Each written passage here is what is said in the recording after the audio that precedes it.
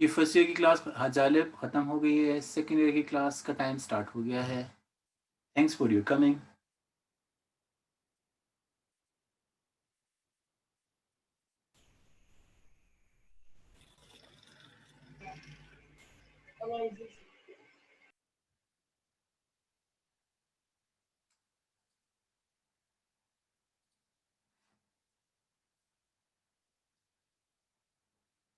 पारस Kumar,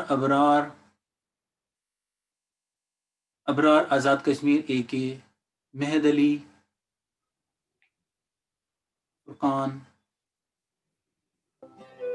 yes sir. अस्सलाम वालेकुम। वालेकुम अस्सलाम सर।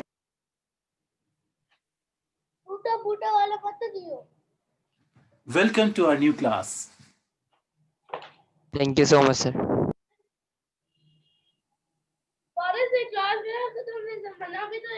अपने देखें, अगर आपके घर में कोई बातें हो रही हों तो अपने माइक को प्लीज़ बंद रखें, इसलिए कि आप जो है म्यूट कर सकते हैं। क्या माइक को म्यूट कर सकते हैं? कैमरे को मैं आपको नहीं कहता कि आप उससे म्यूट जो है वो शेयरिंग बंद कर दें, लेकिन और उसकी वजह ये कि अगर आपको कोई क्वेश्चन पूछना हो आप फौरी तौर पर पूछ सकते हैं। इसलिए अपने माइक ओपन रखें, लेकिन प्लीज़ अपने कैमरे बंद रखें और स्क्रीन शेयर ना करें। ठीक है? आप बोल सकते हैं, you can say anything at any time.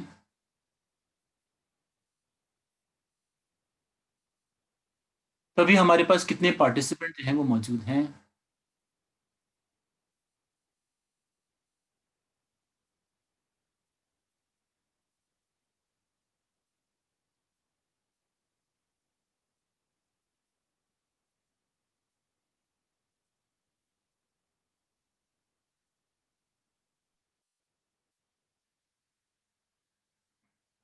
Screen जो है वो शेयर हो रही है। जी, माइक जो है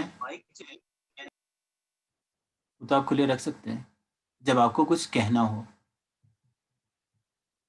जी, स्क्रीन शेयर हो रही है या नहीं?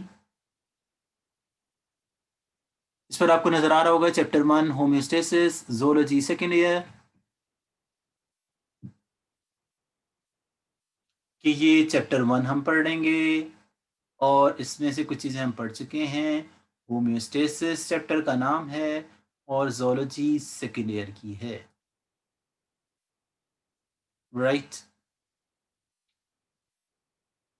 10 पार्टिसिपेंट जो हैं वो इस वक्त मौजूद हैं। इसमें आज हमने पढ़ना क्या है?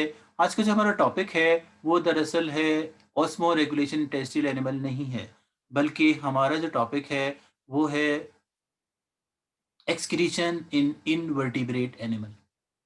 लेकिन एक्सक्रीशन इन इनवर्टिब्रेट एनिमल में आने से पहले आपको ये बात बता दी जाए कि इत्तेफाक से आपका फर्स्ट ईयर का एग्जाम नहीं हुआ था। तो अगर आप ये समझ रहे हो कि फर्स्ट ईयर का एग्जाम नहीं हुआ तो शायद सेकेंड ईयर का भी नहीं होगा, तो सेकेंड ईयर का तो होगा।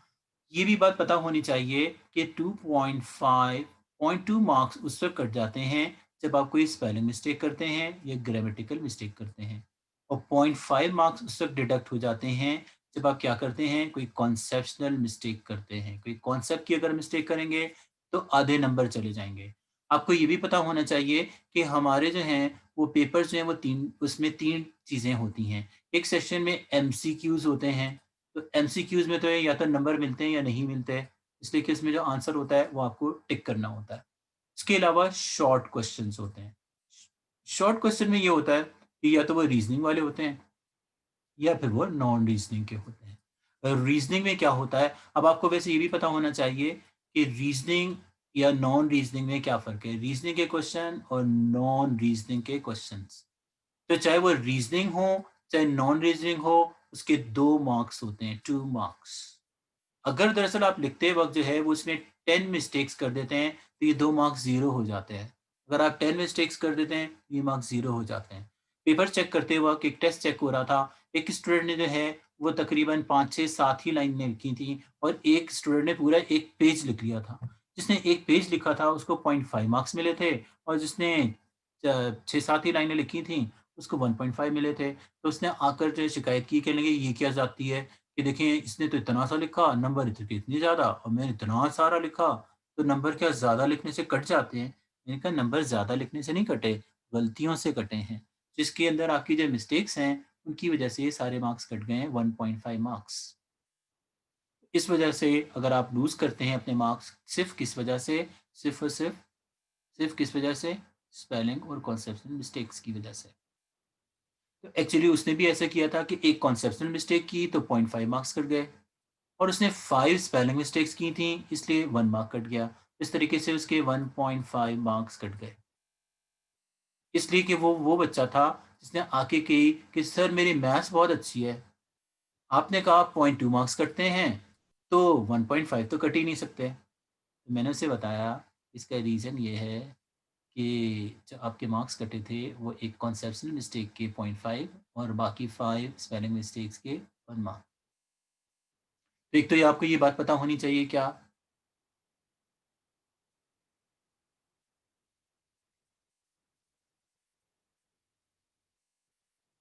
आज का जो हमारा टॉपिक है वो क्या है? वो है एक्सक्रीशन इन इनवर्टिब्रेट एनिमल।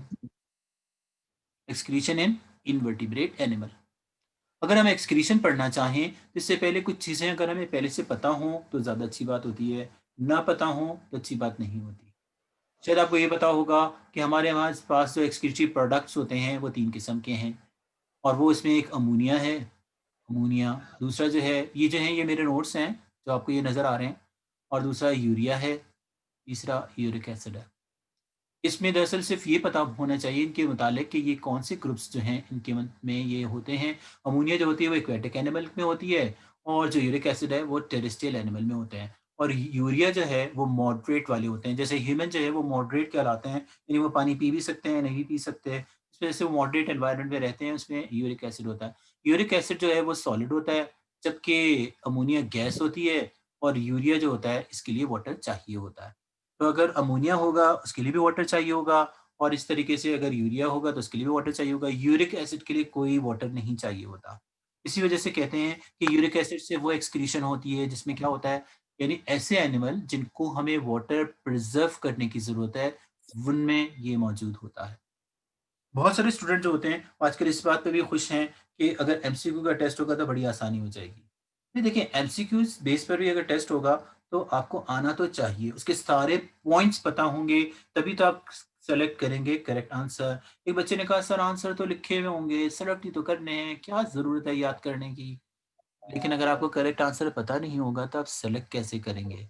जैसे अगर उसमें एक क्वेश्चन आ जाए, अगर उसमें एक क्वेश्चन आ जाए और वो क्वेश्चन हो कि यूरिक एसिड किसका एक्सक्रीटिव प्रोडक्ट है?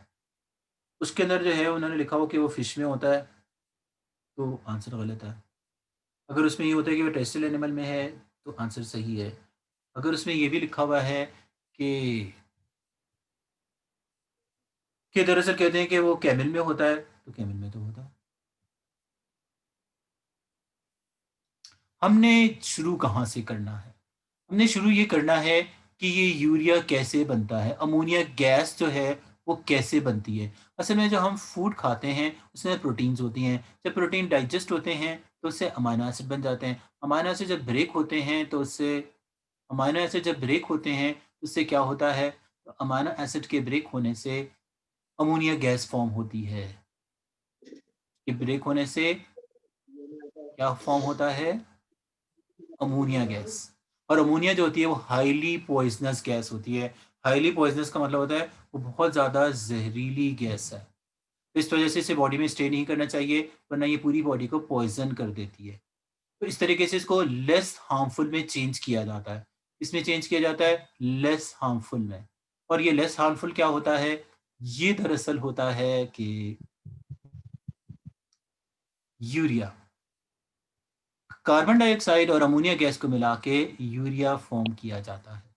और यूरिक एसिड कैसे बनता है? तो वो दरअसल ये एक अगर आप देख रहे हैं कि जो हमारी बॉडी में जो न्यूक्लियोटाइड्स होते हैं, जैसे एडेनिन है, वो हाइपोज़ैंथीन में कन्वर्ट हो जाती है और गुआनिन जो है, वो ज़ैंथीन में कन्वर्ट होता है। हाइपोज़ैंथीन से देखिए अगर इन दोनों स्ट्रक्चर में सिर्फ़ ये ओएच का फ़र्क है। अगर आपको मेरा कर्सर नज़र आ रहा है, तो देखिए ये ओएच है, ओएच का फ़र्क है। यहाँ पे OH नहीं है, यहाँ पे हाइपो यानी लेस होते हैं, इसमें OH कम होता है, इसमें ज़्यादा होता है। तो इसमें से OH निकाल दिया जाए तो फिर ये ज़ैंथीन बन जाता है।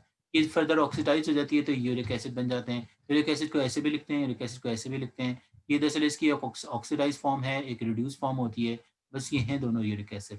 तो कहने का मतलब ये होता है जो नाइट्रोजनस बेसेस होती हैं, यहाँ पे यही लिखा हुआ है कि यूरिक एसिड की फॉर्मेशन उस वक़्त होती है जब adenine and guanine 2 purine bases जो हैं वो ब्रेक होती हैं। और ये जो सारा स्ट्रक्चर्स हैं, ये हमारी ना हमें जानने की ज़रूरत है, ये सिर्फ़ और सिर्फ़ ये पता होना चाहिए। और इस तरीके से एक है ट्राई मीथाइल अमाइन ऑक्साइड, ये भी एक एक्सक्रीटिव प्रोडक्ट है, जिसको TAMO कहते हैं। TMO से बनता है try methyl amine oxide, try methyl amine oxide. तो ये जो ट्राई मीथाइल अमाइन ऑक्साइड है, ये फ़ॉर्म होती है उन सब्सटेंसेस से जो गोश्त में होते हैं। गोश्त में केमिकल है, इसका नाम होता है कोलीन। तो जब ये हमारी बॉडी में जाता है, हमारी बॉडी में कुछ बैक्टीरिया होते हैं, वो भी इस पे एक्ट करते हैं, हमारा बॉडी भी एक्ट करता है। तो दरअसल कहते हैं ये ऑक्साइड खत्म कर देते हैं, तो बन जाता है ट्राई इथाइल अमाइन। सही है या नहीं? और ये एक्सक्रीट आउट होता है। तो इसे ट्राई मिथाइल इसलिए कहते हैं कि देखिए इसमें 3 मिथाइल है, 1, 2 और 3। और अमाइन इसलिए कि ये अमाइन है। अगर इसमें ऑक्सीजन हो तो इसे ऑक्साइड कहते हैं, ऑक्सीजन नहीं हो तो सिर्फ इसे ट्राई ट्राई मिथाइल अमाइन कहते हैं। अगर ऑक्सीजन भी आ जाए तो इसे कहते हैं ट्राई मिथाइल अमाइन ऑक्साइड। ये भी एक्सक्रीटिव प्रोडक्ट है। हाइपोजेंथीन की जैसे मैंने आप बात की थी कि हाइपोजेंथीन ये ऑक्सीडाइज होता है ज़ैंथीन में। ज़ैंथीन का फॉर्मूला C5H4N4O2 है। और इससे क्या होता है, इससे दरअसल बन जाता है, इससे मॉलिक्यूलर ऑक्सीजन बन जाती है, मॉलिक्यूलर ऑक्सीजन। इसी से यूरिक एसिड बनता है और यूरिक एसिड का फॉर्मूला होता है C5H4N4O3। इन दोनों में क्या फ़र्क है? ये देखें, ये है ज़ैंथीन O2 और ये है यूरिक एसिड O3। किससे बनता है? प्यूरीन बेसिस के ब्रेक होने से। प्यूरीन बेसिस हैं एडेनिन और गुआनिन को कहते हैं। अगर आपने चैप्टर 6 पढ़ा हो तो ये आपको पता होगा, और अगर आपने नहीं पढ़ा होगा तो नहीं पता होगा। अभी तक हमारा टॉपिक जो है वो स्टार्ट नहीं हुआ। हमारा टॉपिक है एक्सक्रीशन इन इनवर्टिब्रेट एनिमल, यहाँ से स्टार्ट होता है for today's lecture. Today's lecture is excretion in invertebrate animal। Invertebrate उन्हें कहते हैं जिनमें बैकबोन नहीं होती। तो जो बहुत सारे एक्सक्रीटिव स्ट्रक्चर्स हैं उसमें एक है फ्लेम सेल, और जो एक्सक्रीटिव ऑर्गन है उसमें है नेफ्रीडिया और मेल्पिजियन ट्यूब्यूल्स, और ये प्रेजेंट होते हैं इनवर्टिब्रेट में। और इसमें जो नाइट्रोजनस वेस्ट होते हैं, असल में हमारे जो फोकस है वो नाइट्रोजनस वेस्ट है। नाइट्रोजनस वेस्ट जैसे अमोनिया या यूरिक एसिड है। यूरिया की फिलहाल हम बात नहीं करते। यूरिया की इसलिए बात नहीं करते कि इनवर्टिब्रेट एनिमल में यूरिया फॉर्म नहीं होते यूजुअली। और यहाँ पे जो नाइट्रोजनस वेस्ट होते हैं वो दरअसल कहते हैं जो जो भी एक्वेटिक एनिमल हैं, ये बात याद रखने की है कि जो भी एक्वेटिक एनिमल है जो पानी में है, जैसे कि हाइड्रा है, जैसे कि प्लेनेरिया है, उसका हमेशा नाइट्रोजनस वेस्ट अमोनिया गैस होगी। और जितने भी टेरेस्ट्रियल एनिमल हैं, टेरेस्ट्रियल यानी जो लैंड पर रहते हैं, जैसे कि अर्थवॉर्म और कॉकरोच है, कॉकरोच जैसे कि इंसेक्ट भी हम कहते हैं, उसमें यूरिक एसिड होता है। और यूरिक एसिड का फॉर्मूला C5O3N4H4 है, और अमोनिया का फॉर्मूला NH3 होता है। राइट या नहीं? तो अभी हमारे क्लास में जो है वो 13 पार्टिसिपेंट हो गए हैं।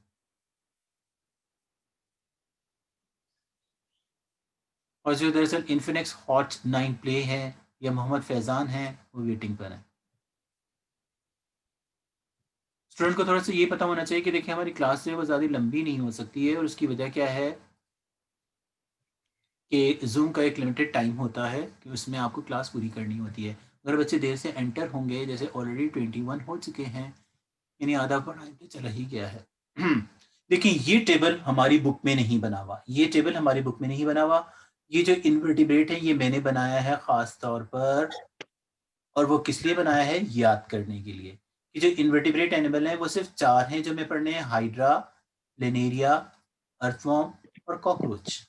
वैसे आपसे जो है प्लीज़ एक रिक्वेस्ट है कि आप स्क्रीन पर फ़ोकस करें, जिससे कि सारा कुछ जो है वो स्क्रीन पर आ रहा होगा। यानी आप कंसंट्रेट करेंगे अगर स्क्रीन पर, तो आपको बहुत सारी चीज़ें समझ आएँगी और अगर नहीं करेंगे, तो समझ नहीं आएँगी। तो उम्मीद है कि अगर आपको ये बातें समझनी हैं, तो आपको स्क्रीन पर फ़ोकस करना होगा। यहाँ पे दरअसल कहते हैं कि हमने एक्सक्रीटरी ऑर्गन लिखे हुए हैं इसके। यहाँ पे देखिए मैंने एक्सक्रीटरी ऑर्गन भी लिखा हुआ है और एक्सक्रीटरी स्ट्रक्चर भी लिखा हुआ है। उसकी वजह ये है कि यहाँ पे एक स्ट्रक्चर है, उसका नाम है फ्लेम सेल। तो ये फ्लेम सेल हैं, ये ऑर्गन नहीं है। ये फ्लेम सेल हैं, ये ऑर्गन नहीं है। और इस तरीके से बहुत सारे स्टूडेंट जो हैं जिन्होंने चैप्टर 1 के एमसीक्यू सॉल्व किए हैं, उसमें लिखा है कि which of the following is the organ excretory organ in planaria. उसमें आंसर लिखा हुआ है फ्लेम सेल और आंसर लिखा हुआ है नन ऑफ दीज। तो बच्चे कहने लगे सर आपकी बुक में आंसर गलत लिखा हुआ है। मैंने कहा क्यों? कहने लगे वो फ्लेम सेल होते हैं। भाई देखिए ये सेल है और पूछा गया ऑर्गन। ऑर्गन और सेल में ये फर्क होता है। ये बात आपको पता होनी चाहिए। चाहे देखें एप्टीट्यूड टेस्ट हो उसमें भी एमसीक्यूज आते हैं, या देखें हमारा जो अगर अभी होगा तो उसमें भी एप्टीट्यूड टेस्ट में क्वेश्चन ही आएंगे, या अगर हमारा एमसीक्यू बेस पर होगा तो उसमें भी क्वेश्चन ही आएंगे। इसमें दरअसल कहते हैं कि आपका चांस बहुत ज़्यादा होगा। चांस का मतलब ये होगा कि वो पेपर जो है वो कहते हैं कि 90 मिनट का होगा और 90 मिनट के लिए वो ये कहते हैं कि 90 100 क्वेश्चंस होंगे। 100 क्वेश्चन अगर 90 मिनट में हो रहे हैं तो इसका मतलब ये है कि एक क्वेश्चन के लिए आपके पास 1 मिनट का टाइम भी नहीं है। अगर 100 होते और 100 मिनट होते तो 1। इसका मतलब ये है कि आपको जल्दी-जल्दी पढ़ने की प्रैक्टिस होनी चाहिए। बहुत सारे बच्चे ये कहते हैं कि भई ये देखिए जो ऑनलाइन क्लासेस होती है इसके अंदर जो है वो ज़्यादा पढ़ना कहाँ होता है। अगर देखिए जब तक आपकी रीडिंग हैबिट नहीं आएगी, उस तक आप जल्दी-जल्दी नहीं पढ़ेंगे। देखिए बहुत सारे जो एप्टीट्यूड टेस्ट हैं आपको पता है इस पूरे जो सिंध का रिज़ल्ट है वो 45% है। पूरे सिंध का 45। और उसकी वजह क्या है? उसकी बहुत सारी वजूहात में से एक वजह ये भी है कि स्टूडेंट रीडिंग की हैबिट नहीं रखते। इसलिए कि आपको पता है कि अगर मेरे पास 1 मिनट नहीं है, मेरे पास 50 सेकंड्स हैं। उस मुझे 50 सेकंड्स में उस क्वेश्चन को पढ़ना है, फिर उसके आंसर को थिंक ओवर करना है, फिर उसमें करेक्ट आंसर को मार्क करना है। ये सारा काम मैंने सिर्फ़ और सिर्फ़ 50 सेकंड में करना है। और आपको पता है कुछ क्वेश्चन्स जो होते हैं, जैसे मैंने जो अर्स है पेज, फेसबुक का पेज है अर्स, उसपे मैंने ये सारे पेपर्स जो अभी 2020 का हुआ है, ये आंसर्स के साथ लगाए हैं। जो आंसर्स की है वो भी इसके अंदर मौजूद है। अगर आप देखें क्वेश्चन्स जो हैं 2-2 3-3 लाइनों के क्वेश्चन्स भी होते हैं, 4-4 लाइनों के क्वेश्चन्स भी होते हैं। तो जब 4 लाइन का क्वेश्चन आप पढ़ेंगे तो टाइम तो ज़्यादा लगेगा। देखिए जब तक आपकी रीडिंग हैबिट नहीं होगी, तो फिर आप टाइम कम में नहीं कर सकते, ज़्यादा में कर सकते हैं, कम में नहीं कर सकते। लेकिन अगर आपने शॉर्टेस्ट पॉसिबल टाइम में करना है, तो ज़रूरी है कि आपकी रीडिंग हैबिट होनी चाहिए। एक चीज़ होती है जो सिखाई जाती है एप्टीट्यूड के लिए, वो स्किपिंग होती है। जब एक क्वेश्चन को स्किप भी करना पड़ता है। देखें न्यूज़ पढ़ रहे होते हैं, आपने पता नहीं आई डोंट नो आदत है या नहीं है अखबार वगैरह पढ़ने की। न्यूज़ पढ़ते हैं ना उसमें से बहुत सारी चीज़ों को स्किप करते हुए आपको फिर भी पता चल जाती है कि न्यूज़ क्या है। कभी आपने देखा होगा कि कभी आप कंप्यूटर पे या इस तरीके से कोई चीज़ स्क्रॉल कर रहे हैं या गूगल सर्च कोई कर रहे हैं, उसमें इतनी डिटेल है, आप बहुत सारी चीज़ों को स्किप आउट करते हैं। तो स्किमिंग और स्किपिंग ये बहुत इम्पोर्टेंट पार्ट होता है कि बहुत सारी चीज़ों को छोड़कर भी आपको आंसर्स पता चल जाएँगे कि ये आप क्या देख रहे हैं। सही है या नहीं? लेकिन अगर आप ये नहीं देखते हैं या ये आप देखें ये हैबिट बनानी पड़ती है। अगर आपकी हैबिट नहीं होगी, तो ये सारा काम नहीं होगा। तो ये देखें, ये जो दरअसल टेबल छोटे-छोटे बनाए गए हैं इसलिए ताकि क्विक रेफ़रेंस के लिए, बजाय ये कि आप एक लंबा-सा आंसर याद करें, आप छोटी-छोटी चीज़ें याद करें। अगर देखें एमसीक्यूज़ भी आएँगे, तो वो एमसीक्यूज़ डेफ़िनेशन की बेस पर ही होंगे। अगर नहीं होंगे, तो फिर आपको आंसर्स भी उसके नहीं आएँगे। तो यहाँ पे सिर्फ़ और सिर्फ़ अगर एक्सक्रीटिव ऑर्गन लिख दिया जाए तो गलत है, इसलिए कि सारे ऑर्गन नहीं हैं। हाइड्रा में कोई स्ट्रक्चर नहीं होता इसके लिए एक्सक्रीशन के लिए, और इसका एक्सक्रीटिव प्रोडक्ट चूँकि ये पानी में रहता है इसलिए अमोनिया है, और ये सिर्फ़ और सिर्फ़ डिफ्यूज़न के ज़रिए बॉडी से अमोनिया रिमूव हो जाती है। प्लेनेरिया में फ्लेम सेल्स होते हैं, इसमें भी चूँकि ये भी पानी में रहता है इसलिए अमोनिया इसका एक्सक्रीटिव प्रोडक्ट है, और इसमें एक्सक्रीटिव पोर होते हैं, सुराख होते हैं, जिनसे वो बॉडी से बाहर आ जाते हैं, एक्सक्रीटिव प्रोडक्ट। अर्थ फॉर्म के लिए नेफ्रीडिया होते हैं, अर्थ फॉर्म के लिए नेफ्रीडिया होते हैं। और इसमें चूँकि ये टेरेस्ट्रियल एनिमल है इसलिए यूरिक एसिड होते हैं, और इसमें नेफ्रीडिया के बाकायदा पोर्स होते हैं, इनको नेफ्रीडियल पोर कहते हैं। कॉकरोच में मेलपिजन ट्यूब्यूल्स होते हैं, और इसका एक्सक्रीटिव प्रोडक्ट यूरिक एसिड है। अगर आप देखें जो ये लास्ट के 2 हैं, ये दोनों के दोनों टेरेस्ट्रियल हैं, इसलिए दोनों में यूरिक एसिड है। और ये फर्स्ट टू जो हैं वो एक्वेटिक हैं, इसलिए दोनों के लिए अमोनिया है। तो इस तरह से आसानी से याद हो जाता है कि किसमें अमोनिया होता है और किसमें यूरिक एसिड होता है। फिलहाल हम यूरिया की बात नहीं करें, यूरिया हम ह्यूमन में आकर करेंगे। सही या नहीं? अगर आप में से कोई जो है अपना माइक खोले और पता चले कि भाई क्या हो रहा है या उनको समझ आ रहा है या नहीं। आ रहा है सर समझ में। तो देखिए यहाँ पे जो है अब हम आते हैं किसके पर, हाइड्रा पर। तो हाइड्रा की जो है वो मैंने तस्वीर ली है कि किडनी जो है, किडनी ये एक्सक्रीटरी ऑर्गन है तमाम वर्टिब्रेट्स का। अगर वर्टिब्रेट्स की बात की जाए तो उसमें किडनी है जो मेन एक्सक्रीटरी ऑर्गन है। हमें ये भी पता चलेगा लिवर भी एक्सक्रीटरी ऑर्गन है, स्किन भी एक्सक्रीटरी ऑर्गन है, स्वेट ग्लैंड भी एक्सक्रीटरी होता है। लेकिन जो मेन एक्सक्रीटरी ऑर्गन है वो सबका किडनी ही है। किसमें? वर्टिब्रेट्स में। इनवर्टिब्रेट में किडनी नहीं होती। और जैसे कहते हैं चाहे वो फिश हो, चाहे वो फ्रॉग हो, चाहे वो लिजर्ड हो, चाहे वो बर्ड्स हो, चाहे मैमल हो, चाहे वो ह्यूमन हो, सबका एक्सक्रीटरी ऑर्गन एक ही है, यानी किडनी है। तो अगर हम एक की किडनी पढ़ लेंगे तो इसका मतलब है हम सबकी किडनी पढ़ना है। राइट या नहीं? तो यहाँ पे राइट। दरअसल कहते हैं कि हाइड्रा जो है उसकी तस्वीर हमारी बुक में नहीं बनी हुई। और इसलिए नहीं बनी हुई कि वो कहते हैं हाइड्रा को आपको देखने की ज़रूरत क्या है, ना देखें। तो यहाँ पे देखें ये हाइड्रा की तस्वीर है। हाइड्रा इसलिए कि जिसने फर्स्ट ईयर पढ़ी हो या जिसको कोई इंटरेस्ट हो थोड़ा सा बायोलॉजी में, जैसे मुझे है कि हर चीज़ के बारे में मालूम हो कि भाई ये चीज़ क्यों नाम रखा गया है। असल में इसके बहुत सारे हाथ होते हैं नहीं, और ये हाथ जो होते हैं इसके ये टेंटिकल्स हैं। देखिए ये टेंटिकल है, ये टेंटिकल है, ये टेंटिकल है। हाइड्रा दरअसल एक ग्रीक गॉड है, गॉड। गॉड एंड गॉडेस होते हैं ग्रीक में, ग्रीक माइथोलॉजी में। गॉड यानी खुदा और देवी और देवता जिसे हम कहते हैं उर्दू में। तो दरअसल एक गॉडेस है, उसका नाम है, उसके भी बहुत सारे हाथ होते हैं, इस वजह से उसका नाम हाइड्रा है, इसलिए इस एनिमल का नाम भी हाइड्रा रख लिया गया।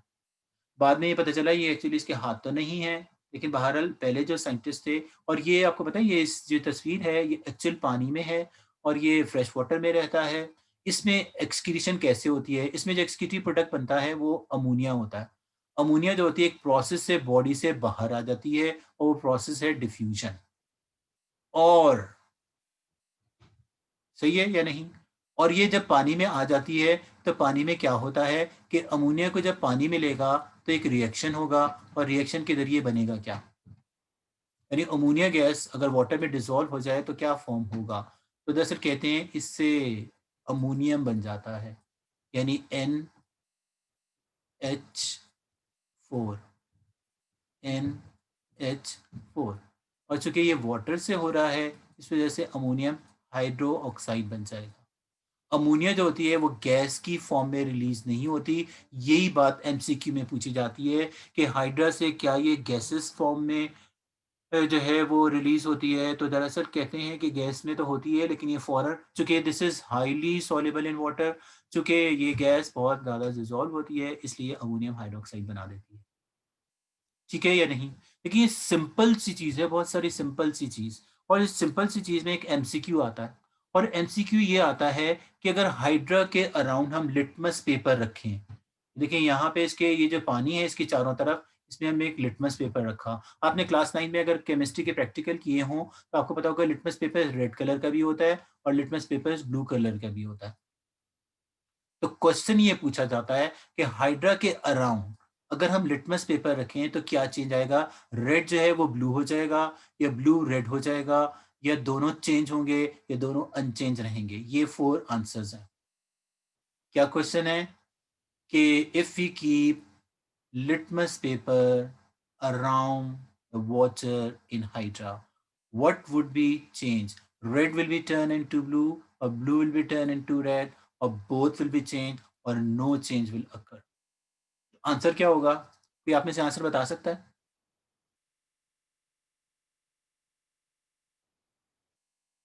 अगर कोई सुन आ रहा हो तो वो आंसर बता सकता है कि क्या आंसर होगा? किसी को नहीं आ रहा? क्या लोग सुन रहे हैं? 13 पार्टिसिपेंट हैं इस वक्त मौजूद, और 13 का फिगर ऐसा होता सर है आप कि बता रहे हैं आंसर। मैं तो बता ही दूंगा, आपसे पूछे जा रहा है ना।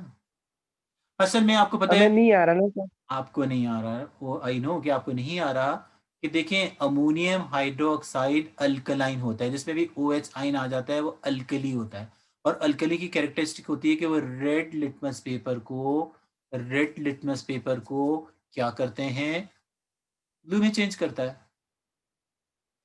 Red litmus paper will be turn into blue, red litmus paper will be turn into blue.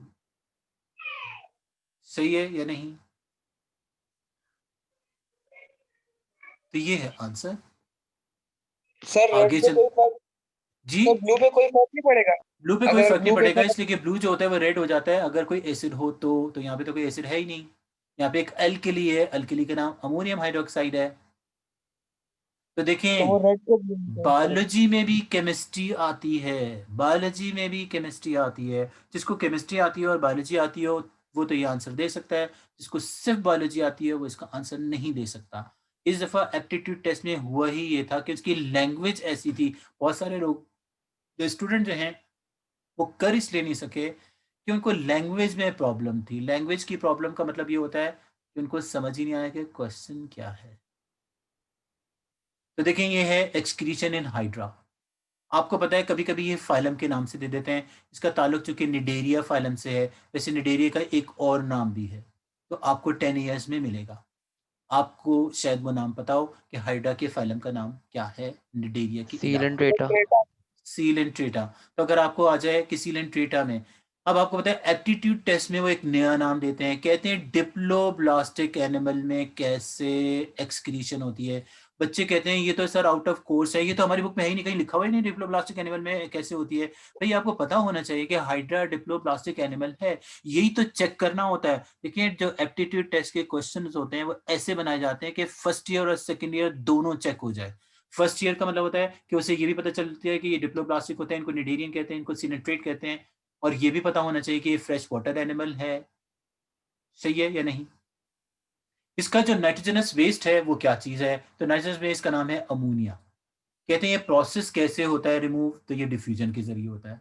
कहाँ से होता है? एक्सटर्नल सरफेस से होता है। और जैसे कहते हैं इसके लिए कोई स्पेशल ऑर्गन नहीं है, कोई स्पेशल ऑर्गन नहीं होती है। पूरी जो स्किन होती है, हम उसकी इसकी जो बॉडी होती है उसको स्किन नहीं कहते, क्यों? ये एग्जाम में आता है किस चीज में? ये एग्जाम में आता है रीजन में। क्या आता है? रीजन में ये आता है कि ये जो हाइड्रा की आउटर कवरिंग है, why we don't call this as a skin.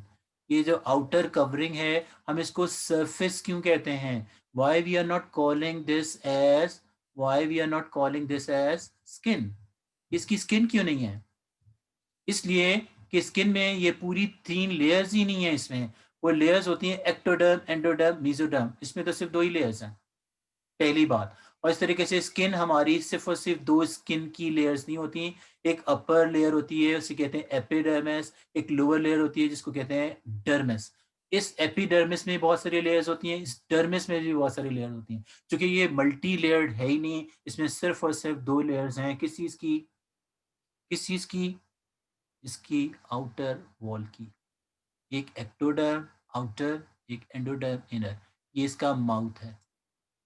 First year की जो आपको पता है, फर्स्ट ईयर में जो एमसीक्यूज आते हैं फर्स्ट ईयर से, वो ये लेबल करने के लिए भी आते हैं। क्योंकि आप फर्स्ट ईयर का तो आपका एग्जाम ही नहीं हुआ, अगर एमसीक्यू भी आए तो उससे लेबल करवाया जा सकता है ये क्या चीज़ है। या अगर ये लेबल करने के लिए आ जाए ये क्या है। आपको पता है बहुत सारी बुक में चीज़ें लेबल नहीं हुई हुई, लेकिन फिर भी जितनी भी बुक्स में डायग्राम्स हैं उन सब की आपको लेबलिंग आनी चाहिए। चाहे वो फर्स्ट ईयर की हो, चाहे वो सेकंड ईयर की हो। नोट्स आप कोई भी पढ़ रहे हो, रेफरेंस बुक आप कोई भी पढ़ रहे हो, आप पढ़ें बिल्कुल। जैसे ये देखेंगे डायग्राम, हाइड्रा की वो डायग्राम है जो मैंने रेफरेंस से निकाली है, ये बुक की डायग्राम नहीं है। चाहे वो आपकी इसकी आपको कुछ ना पता हो, लेकिन जो बुक की डायग्राम है इसकी लेबलिंग पता होनी चाहिए। अगर जैसे ये देखिए ये मैंने पार्ट है, इसे क्या कहेंगे? ये बेसल डिस्क होती है, ये इसका माउथ है, ये बुश बॉडी की एक कैविटी है, इसको कहते हैं क्या? जिसकी वजह से निडेरिया का दूसरा नाम सीलेंट्रेटा रखा गया है। ये इसकी बॉडी कैविटी होती है, इसको सीलेंट्रॉन कहते हैं। ये सारी बातें आपको मालूम होनी चाहिए। अगर आप मेरी रेगुलर क्लास अटेंड करते रहेंगे तो आपकी अच्छी खासी जो है वो प्रिपरेशन हो जाएगी एप्टीट्यूड टेस्ट की भी। कि एप्टीट्यूड टेस्ट के हवाले से क्या-क्या क्वेश्चंस आते हैं वो भी आपको पता चल जाएँगे। ये इसके टेंटिकल्स हैं। और दरअसल कहते हैं कि इसका नाम निडेरिया क्यों रखा गया है, इसमें स्पेशल सेल्स होते हैं इनको नीडोब्लास्ट कहते हैं, जिसमें नेमेटोसिस्ट होते हैं, इसलिए इनको कहते हैं क्या, निडेरियंस। रीजन पूछा जाता है, एमसीक्यू में भी रीजन पूछा जाता है कि why cnidarians are called cnidarian. बस ये है कि उन्होंने रीजन आंसर लिखा हुआ होता है, आपने सेलेक्ट करना होता है। आप सेलेक्ट भी उस वक्त करेंगे जब आपको करेक्ट पता होगा, अगर आपको करेक्ट पता ही नहीं होगा फिर आप क्या सेलेक्ट करेंगे। आगे अगर हम चलें तो अगला एनिमल है, देखिए ये अगला एनिमल है प्लेनेरिया। ये प्लेनेरिया के देखें, अगर ये डायग्राम आपको नहीं भी आती हो, आपको पता ही होगा, ये फर्स्ट ईयर की बुक में भी बनी हुई थी। ये जो दो ब्लैक ब्लैक नजर आ रही हैं इसकी आंखें हैं, यानी आईज हैं। ये ट्रांसपेरेंट होता है, ये इसका माउथ है, इसका माउथ है। और जैसे कहते हैं माउथ के बाद ये एक ट्यूब आ जाती है, इसको कहते हैं फेरिंग्स। और ये जो आपको सारे नज़र आ रहे हैं, ये सारे के सारे इस साइड पे और इस साइड पे, ये सब के सब इसमें मुख्तलिफ ये दो ट्यूब्स होती हैं, एक ट्यूब इस तरह से, एक ट्यूब इस तरह से। ये एक्सक्रीटरी ट्यूब, एक्सक्रीटरी डक्ट है, और इसके अंदर ये जो आपको गोल गोल टिक टिक टिक टिक नज़र आ रहे हैं, ये सब के सब इसके फ्लेम सेल्स हैं। कौन से सेल्स हैं? Flame cells. और हमारी बुक में जो है ये डायग्राम लेबल हुई हुई है। अगर देखें वाकई लेबल हुई हुई है या नहीं, जब हम देखेंगे तब हमें पता चलेगा। मोहम्मद जाहिर जो हैं वो अभी एंटर हो रहे हैं। तो देखिए हमारी बुक में कौन सी डायग्राम बनी हुई है, तो ये डायग्राम बनी हुई है हमारी बुक में। तो अगर आपके पास बुक है तो आप ये देख सकते हैं कि डायग्राम है, और ये जो गोल गोल बने हुए हैं ये फ्लेम सेल्स हैं, और ये जो गोल डॉट्स हैं ये एक्सक्रीटरी पोर हैं। ये देखिए यहाँ पे एक्सक्रीटरी पोर लेबल हुआ है। ये बाकायदा ये जो फ्लेम सेल्स हैं बाकायदा एक डक के जरिए जुड़े हुए हैं। देखिए यहाँ पे एक ट्यूब है, इस ट्यूब का नाम है एक्सक्रीटरी कैनाल। कैनाल भी ट्यूब को ही कहते हैं, आप इसे एक्सक्रीटरी ट्यूब कहें, इसे एक्सक्रीटरी कैनाल कहें, एक ही बात है। इस ट्यूब में बहुत सारे सेल्स जुड़े हुए हैं, इस ट्यूब के साथ बहुत सारे सेल्स जुड़े हुए हैं, और इन सेल्स को हम कहते हैं फ्लेम सेल्स। इन सेल्स को हम कहते हैं फ्लेम सेल्स। जैसे देखिए ये बड़ा करके फ्लेम सेल बनाया हुआ है, ये हमारी बुक की डायग्राम है, इसका नाम है फ्लेम सेल। इसको फ्लेम सेल क्यों कहते हैं ये आपसे रीजन पूछा जाएगा। इसमें दरअसल ये जो स्ट्रक्चर है वो सीलिया है, सीलिया। और ये जो है चूंकि ये एक सेल है और ये सेल का न्यूक्लियस है। एप्टीट्यूड टेस्ट वाले आपको वहां पकड़ते हैं कि आपको लेबल करना आता है या नहीं। वो ये पूछेंगे ये क्या है, ये what is this, which part of this is this. बच्चे कहेंगे ये बुक में कहाँ लिखा हुआ है, ये तो बुक में नहीं लिखा हुआ। अरे बुक में नहीं लिखा हुआ तो आपको तो पता होना चाहिए कि ये क्या है। ये जो है ये सेल्स हैं, ये इसकी बॉडी सेल्स हैं, ये बॉडी के सेल्स हैं। ये ट्रिप्लोब्लास्टिक होता है, इसमें 3 लेयर्स ऑफ सेल्स होती हैं, ये बॉडी सेल्स हैं। और ये एक्सक्रीटरीज के ऑर्गन है, इनको कहते हैं फ्लेम सेल्स। वैसे तो इसकी बॉडी में सेल्स भी हैं और ये एक्सक्रीशन के लिए फ्लेम सेल्स। पहली बात ये होती है कि इनको फ्लेम सेल्स क्यों कहते हैं। फ्लेम तो शोले को कहते हैं, जैसे आपको होता है मोमबत्ती का शोला जो होता है वो फ्लिकर करता है यानी मूव करता है, तो ये सीलिया भी हर वक्त कांस्टेंट मोशन में रहते हैं, एक शोले की तरह या फ्लिकरिंग फ्लेम की तरह, इसलिए हम इनको फ्लेम सेल्स कहते हैं। तो आप में से अगर कोई ये बता सके जो मैंने क्वेश्चन मार्क छोड़ा है कि ये क्या चीज है, what is this. Cell membrane. Cell membrane है, गुड। अगर आपसे ये पूछा जाए एमसीक्यू में क्या पूछा जाता है, एमसीक्यू में ये पूछते हैं कि जो सीलिया है, पहली बात ये है कि ये मिसस्पेल है। अगर आपकी इसकी मिस स्पेलिंग बता दें तो बहुत अच्छी बात होगी। कोई बता सकता है कि क्या मिस स्पेलिंग है इसमें। इसमें सिर्फ ग्रामेटिकल मिस्टेक है, और ये है कि एक को सीलिया नहीं कहते, प्लूरल होता है सीलिया, तो मोर देन वन को लेबल करना चाहिए था। अगर हम एक को लेबल करते हैं तो फिर सीलिया नहीं, फिर सीलियम लिखते हैं, IUM पे खत्म होना चाहिए। Cilium is singular and cilia is plural. ये भी देखें बड़ा काउंट होता है, इसलिए कि दरअसल एक दफा ऐसा भी हुआ कि एमसीक्यू में सीलियम भी लिखा होता है, सीलिया भी लिखा होता। कहने लगे, देखें स्टूडेंट आके कहने लगे, कहते देखें एग्जामिनर की तरह बेवकूफ़ है, उनको पता ही नहीं कि सीलियम भी वही होता है, सीलियम दो दो आंसर सही लिखे थे, अब कौन सा सही है। मैंने कहा उसमें एक ही आंसर सही था, एक ही आंसर इसलिए सही था कि वो एक ही लेवल हुआ था, तो आंसर सीलियम सही था। बहुत सारे एमसीक्यूज ऐसे भी हैं आजकल मुझे स्टूडेंट बताते हैं कि देखें सर ये तो गलत लिखा है। जब उनको बताते हैं कि भाई ये गलत नहीं है, आप गलत समझ रहे हैं इसको, फिर वो कहते हैं ओ अच्छा दिस इज माय मिस्टेक। तो दरअसल देखिए बाहर की तरफ जो ये सुराख नजर आ रहे हैं ये सारे एक्सक्रीटरी पोर हैं, इससे एक्सक्रीटरी मैटर बाहर आएगा। अब हमें ये पता होना चाहिए कि इसका एक्सक्रीटरी मैटर क्या है, तो वो दरअसल है अमोनिया। इसलिए कि चूंकि ये वाटर में रहता है इस वजह से इसमें ही अमोनिया होता है, और अमोनिया गैस की फॉर्म में नहीं आता, गैस की फॉर्म में नहीं आता, बल्कि एक लिक्विड की फॉर्म में आता है जिसका नाम अमोनियम हाइड्रोक्साइड है। और वही वाला जो लिटमस टेस्ट है, जो लिटमस टेस्ट मैंने अभी आपको बताया था हाइड्रा के लिए, अगर हम प्लेनेरिया के ऊपर ऐसे लिटमस रखें तो क्या चेंज आएगा? तो इसमें भी वही चेंज आएगा। क्या चेंज आएगा?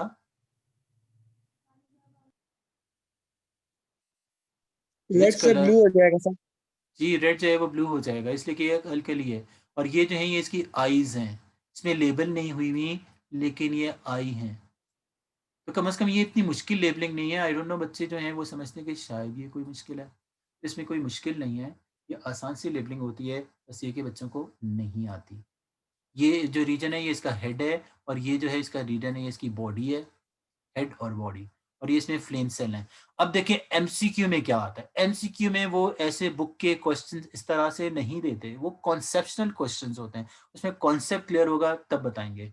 वो ये कहते हैं कि अगर ये सीलिया सेल हैं, तो दरअसल ये सीलिया सेल का कोई पार्ट है। तो वो आंसर देते हैं कि क्या ये सेल मेम्ब्रेन है, क्या ये साइटोप्लाज्म है, क्या ये न्यूक्लियस है, क्या ये ऑल ऑफ दीज है। ये जो सीलिया हैं इसके लिए क्वेश्चन है कि these cilia are actually cell membrane, nucleus, cytoplasm, all of these. Cell membrane, nucleus, cytoplasm, all of these. क्या आंसर होगा? Cytoplasm sir. साइटोप्लाज्म आंसर होगा, यस। ये साइटोप्लाज्म है। न्यूक्लियस। दूसरा, वो दरअसल कहते हैं कि एमसीक्यू में ये पूछते हैं कि सीलिया ये ट्रू सीलिया नहीं है। रीजन पूछते हैं, why these are not true cilia. True cilia जो है वो हम चैप्टर 2 में पढ़ेंगे। ये ट्रू सीलिया जो है हम फर्स्ट ईयर में पढ़ चुके हैं फाइलम प्रोटोजोआ के रेफरेंस से। कि सीलिया को सीलिया क्यों कहते हैं? सीलिया का मतलब होता है आईलैश। सीलिया का क्या मतलब होता है? आईलैश। आईलैश क्या होती है? पल आईलैश, आईलैश। तो देखिए उस बच्चे को बायोलॉजी क्या आएगी जिसको इंग्लिश ही नहीं आती, अफसोस है। आईलैश पलकों को कहते हैं, पलकों। ये पलकों के बाल जैसे होते हैं, इसलिए इसको सीलिया कहते हैं। अब ये ट्रू सीलिया क्यों नहीं है? देखिए हमारी बुक में सिर्फ ये नहीं पढ़ना कि जो किस बुक में लिखा हुआ है कि भाई ये एक्सक्रीशन होती है, इस तरीके से होती है, इसमें एक्सक्रीटरी प्रोडक्ट जो होता है वो अमोनियम हाइड्रोक्साइड होता है। सिर्फ सीधा सीधा ये नहीं पढ़ना। अमोनियम हाइड्रोक्साइड कहाँ पे होता है? हर सेल में होता है। ये फ्लेम सेल उसको कलेक्ट करते हैं, कलेक्ट करने के बाद एक्सक्रीटरी डक्ट में डाल देते हैं। एक्सक्रीटरी डक्ट से एक्सक्रीटरी पोर से बॉडी से बाहर आ जाता है। बाहर कहाँ पर आ जाता है? अमेरिका में, ऑस्ट्रेलिया में, ब्रिटेन में, चाइना में, कहाँ पर बाहर? यस। ये ट्रू सीलिया इसलिए नहीं होते कि सीलिया अराइज होते हैं एक बेसल ग्रेन्यूल से जिसका नाम होता है काइनेटोसोम। पहली बात कि ये काइनेटोसोम से अराइज नहीं हो रहे। सेकंड, सीलिया किस चीज के बने होते हैं? प्लास्टिक के या लोहे के? सीलिया, साइटोस्केलेटन। जी, साइटोस्केलेटन। वो साइटोस्केलेटन होता है। कौन सा साइटोस्केलेटन होता है जो सीलिया बनाता है? उसको कहते हैं माइक्रोटिब्यूल्स। तो ये माइक्रोटिब्यूल्स के बने हुए नहीं हैं, इस वजह से ये ट्रू, इस वजह सर से ये ट्रू आपकी आवाज नहीं। बार बार कट आ रही है। भाई आपने जो कुछ कहा मुझे तो समझ में नहीं आया, इसलिए कि आपकी बात आवाज़ जो है ब्रेक हो रही थी, इसलिए I am not able to understand what you were saying. अगर हम आगे चलें, आगे क्या होगा? तो सर आपकी आवाज बार कट रही है। मेरी आवाज़ कट रही है? असल में आपका नेट स्लो है।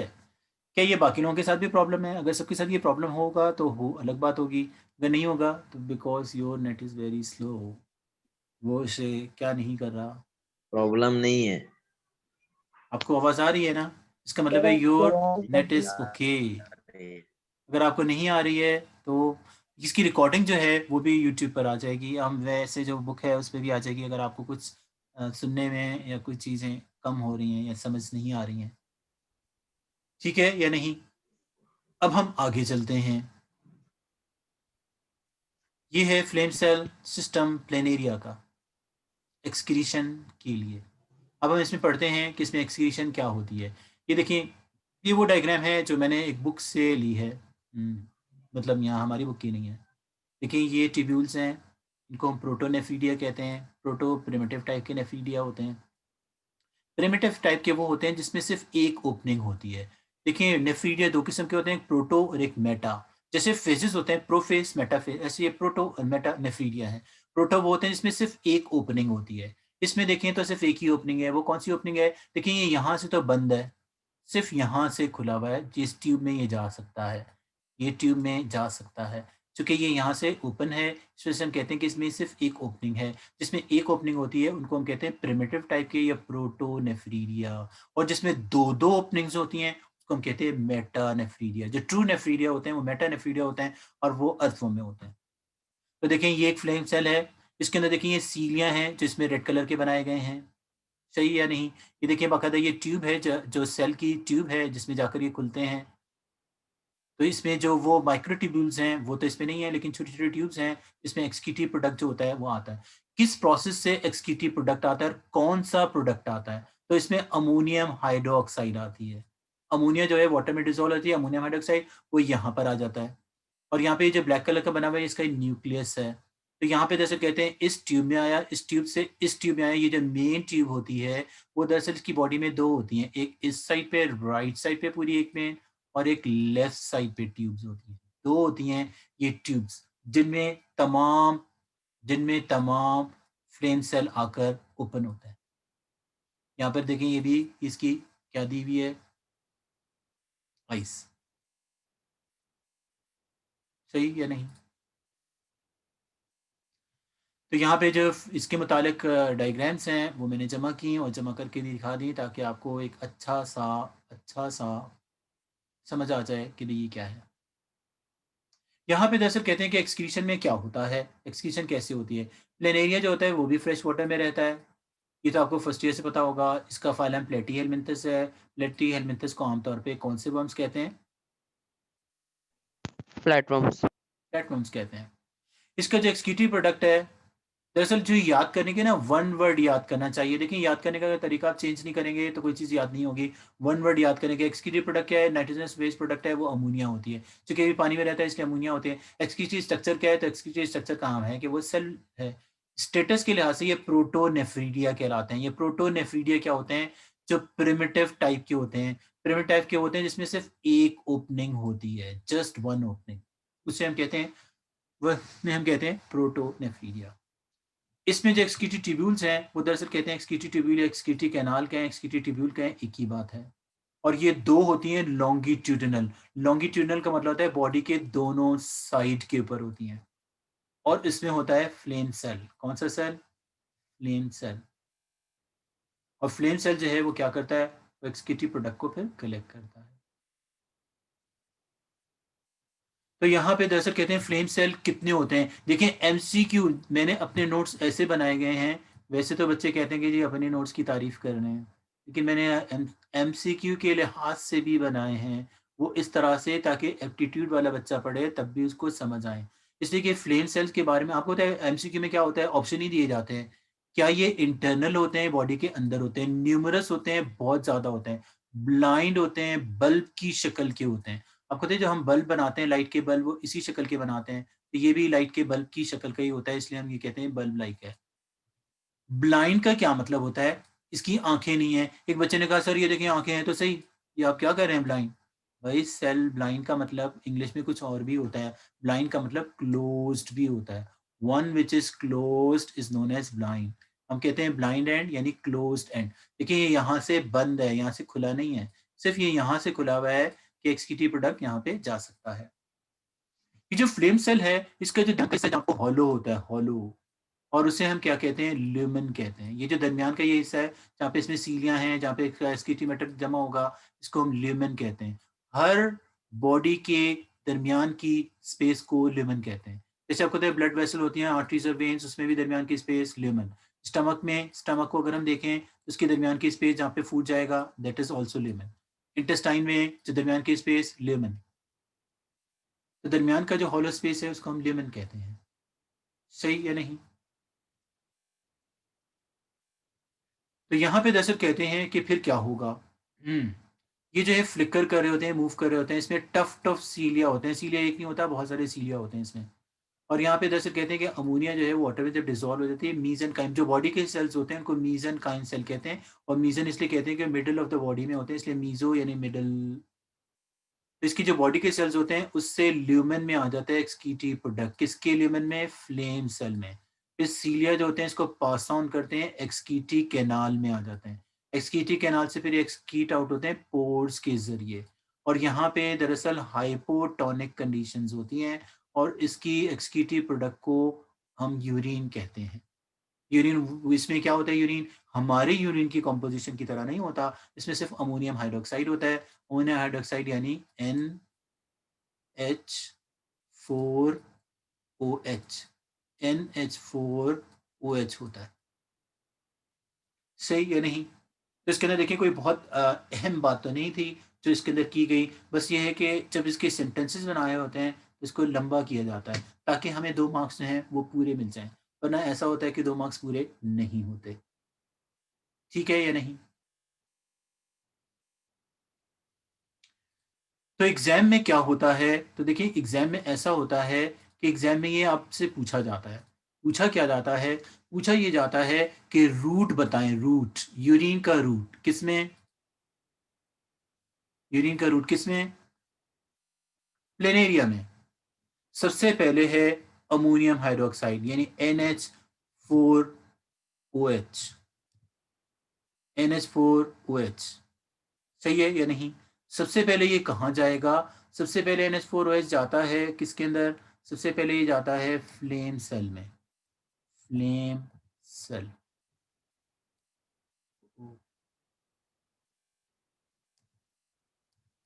फ्लेम सेल से कहाँ जाएगा?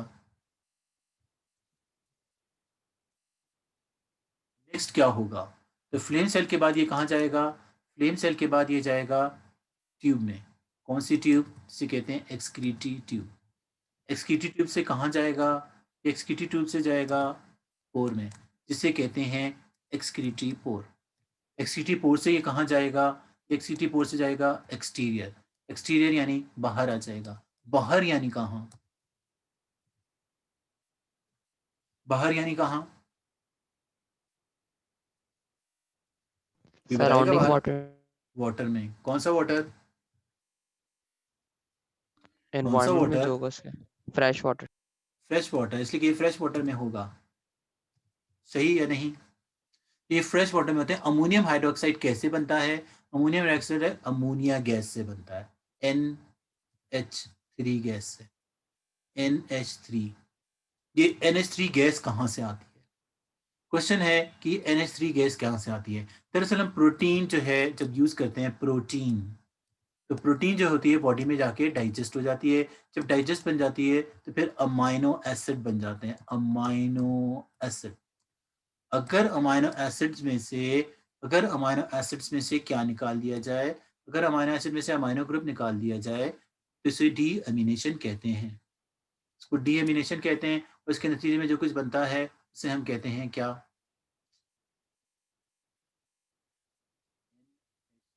यस।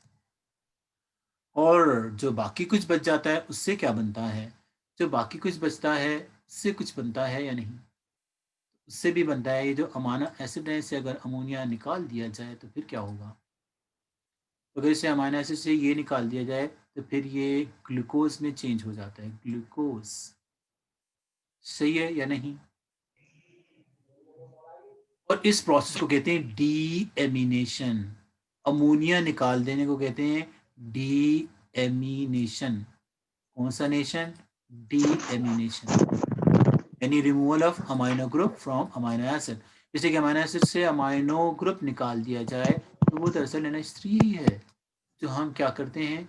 निकाल देते हैं इससे।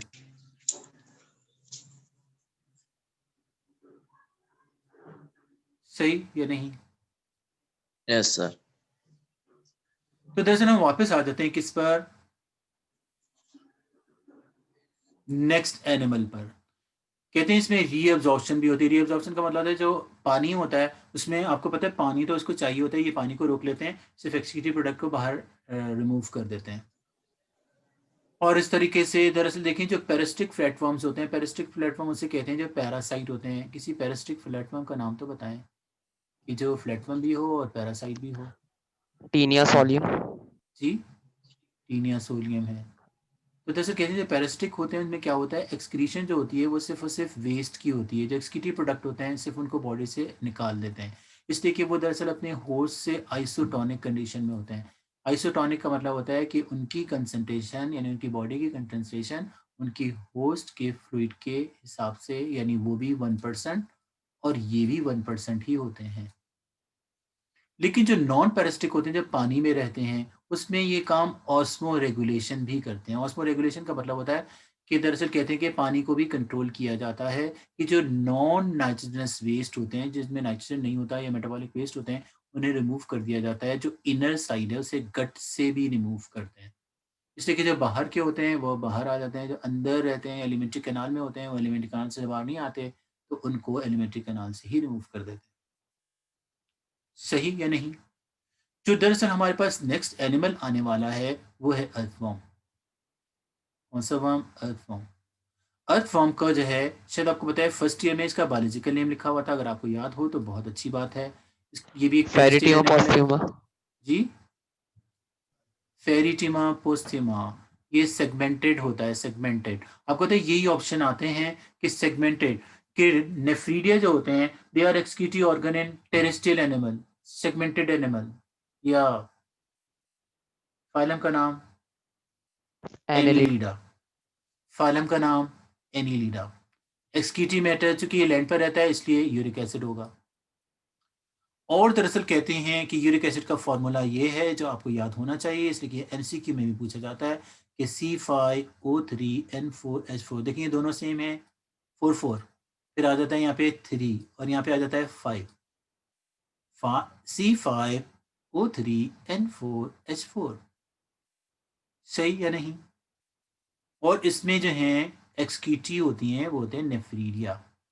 तो दरअसल कि एक्सक्रीटिव प्रोडक्ट को देखने से पहले हमें देखना चाहिए कि अर्थवॉर्म कैसा होता है। ये देखिए, ये वो डायग्राम है जो हमारी बुक में बनी हुई है अर्थवॉर्म की, ब्लैक एंड वाइट डायग्राम।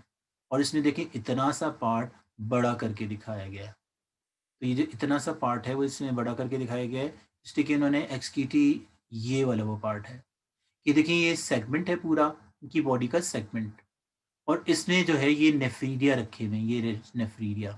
वो जो नेफ्रीडिया होते हैं इसकी बॉडी के कितने पार्ट्स होते हैं? इस नेफ्रीडिया में एक ओपनिंग होती है जिसकी चारों तरफ ये सीलिया लगे हुए हैं। देखिए यहाँ पे लेबल नहीं हुआ हुआ कि ये सीलिया हैं, ये सीलिया हैं, सीलिया। इसमें भी सीलिया होते हैं, ये फनल लाइक पार्ट होता है। इसका जो पहला पार्ट है वो फनल की तरह है, इसको नेफ्रोस्टोम कहते हैं। अब चूंकि ये नेफ्रीडिया का पार्ट है इसलिए नेफ्रो कहते हैं। स्टोम क्यों कहते हैं? स्टोम, स्टोम से ही वर्ड बना है स्टमक, स्टोम से ही वर्ड बना है स्टोमेटा। स्टोम किसको कहते हैं? माउथ को कहते हैं। ये नेफ्रीडिया का माउथ है, इसलिए इसको नेफ्रोस्टोम कहते हैं। फिर दरअसल अगर आप यहाँ पे देखें तो ये ट्यूब आ जाती है, वो कहता है ये पूरी ट्यूब है, और इस ट्यूब के ऊपर पूरी ये कैपिलरीज हैं। इसके बाद ये एक सैक आ जाता है, इसका नाम होता है ब्लैडर। ये जो सैक होता है इसका नाम है ब्लैडर। और ये जो बाकायदा ट्यूब है कॉइल ट्यूब, इसको क्या लिखते हैं? Collecting duct. और फाइनली एक छोटे से ये ओपनिंग से, जो स्किन के बाहर ये ओपनिंग होती है, इससे बाहर आ जाएगा, इसका नाम होता है नेफ्रीडियोपोर। क्वेश्चन अराइज होता है कि इसका एक्सक्रीटरी प्रोडक्ट कहाँ पर होता है? आपको पता है कि दरअसल कहते हैं जैसे हमारी बॉडी के अंदर स्पेस होती है उसको हम सीलोम कहते हैं, इसकी सेगमेंट में भी स्पेस होती है, इसको हम सीलोम कहते हैं, सीलोम यानी बॉडी कैविटी। और ये कैविटी एयर वाली कैविटी नहीं होती, इसमें बाकायदा फ्लूइड होता है, और इस फ्लूइड को हम कहते हैं सीलोमिक फ्लूइड। इसका जो सारा एक्सक्रीटरी प्रोडक्ट होता है वो सीलोमिक फ्लूइड में जाकर जमा हो जाता है। तो सीलोमिक फ्लूइड यहाँ पे अंदर जाता रहता है। आपको पता है ये सीलिया क्यों होते हैं? ये सीलिया हर वक्त अंदर की तरफ मूव करते रहते हैं। जब ये अंदर की तरफ मूव करते हैं तो हर चीज अंदर चली जाती है, तो सारा सीलोमिक फ्लूइड है वो इसके अंदर चला जाता है। अब दरअसल एग्जाम में रीजन से पूछते हैं कि बताएं इसमें ये कैपिलरीज क्यों हैं। पहले तो ये पूछते हैं कि अर्थों में ब्लड वेसल्स होती हैं या नहीं। आपने फर्स्ट ईयर में पढ़ा होगा कि एक open type blood vascular system होता है और एक क्लोज टाइप होता है। वो क्लोज टाइप होता है जिसमें ब्लड वेसल्स होती हैं, तो इसमें ब्लड वेसल्स होती हैं, ये पता होना चाहिए आपको। ये सारी के सारी जो हैं ये पूरी कैपिलरीज हैं। ये क्यों हैं?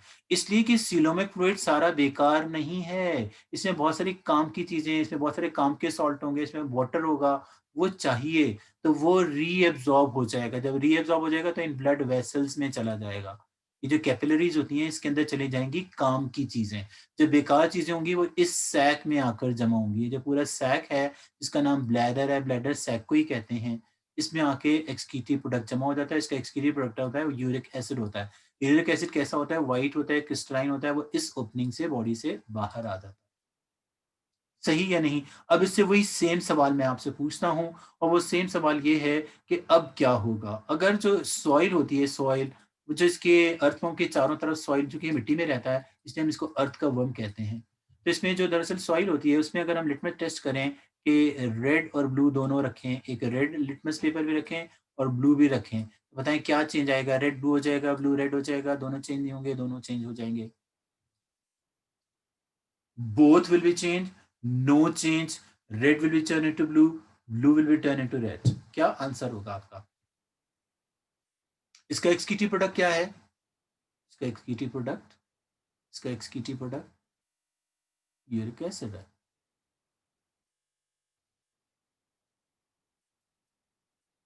जी, कुछ पता चल रहा है या नहीं? नाम से पता चल रहा है कि ये एसिड है, एसिड। और एसिड जो है वो ब्लू को रेड में कन्वर्ट कर देता है। लेकिन इसमें कोई चेंज नहीं आएगा। इसलिए कि फर्स्ट ईयर में अगर आपने पढ़ा होगा कि लिटमस टेस्ट उस वक़्त होते हैं, हमेशा मॉइस्ट पेपर इस्तेमाल करते हैं। वो चीज़ें जो वाटर में डिसॉल्व हो जाती हैं, वो लिटमस के साथ इफ़ेक्ट देती हैं। जबकि यूरिक एसिड कैसा होता है? यूरिक एसिड दरअसल कैसा होता है?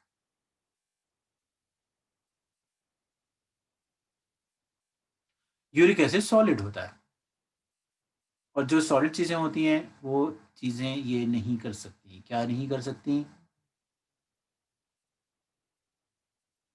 कि देखिए यूरिक एसिड की ये प्रॉपर्टीज़ लिखी हुई हैं कि यूरिक एसिड की क्या प्रॉपर्टीज़ होती हैं। पहले दरअसल कहते हैं यूरिक जो है वो लार्ज मॉलिक्यूल है, इसकी लो सॉल्युबिलिटी है वाटर में। ये कोलाइडर क्रिस्टलाइन फॉर्म में होता है। क्रिस्टल यानी जिसको कहते हैं जिसके पर्टिकुलर ज्योमेट्रिकल शेप्स होते हैं और ये वाइट कलर का होता है और पेस्ट की शक्ल में होता है। कभी आपने परिंदों की बीट देखी है? बीट, परिंदों की बीट, उसमें हमेशा जो होते हैं मुख्तलिफ कलर्स होते हैं। कोई ब्लू होता है, कोई ग्रीन होता है, कोई येलो होता है, कोई ऑरेंज होता है। लेकिन इसमें हमेशा एक सफ़ेद चीज़ ज़रूर होती है और वो सफ़ेद चीज़ यूरिक एसिड होती है। बर्ड्स में भी यूरिक एसिड ही होता है एक्सक्रीटिव प्रोडक्ट। इसलिए कि बर्ड्स भी टेरेस्ट्रियल हैं, उनमें भी जो है वो एक्सक्रीटिव प्रोडक्ट यही है। चूँकि जब तक ये वाटर में डिसॉल्व नहीं होगा, चूँकि ये इनसॉल्युबल इन वाटर है, इस वजह से ये इफ़ेक्ट ही नहीं करेगा, इसलिए कोई लिटमस का चेंज नहीं आएगा। किसमें? अर्थवॉर्म की केस में। राइट या नहीं? तो हम आ गए अर्थवॉर्म पे। तो अर्थवॉर्म के मुतालिक जो है अब इसमें जो है वो हमने क्या लिखा हुआ है?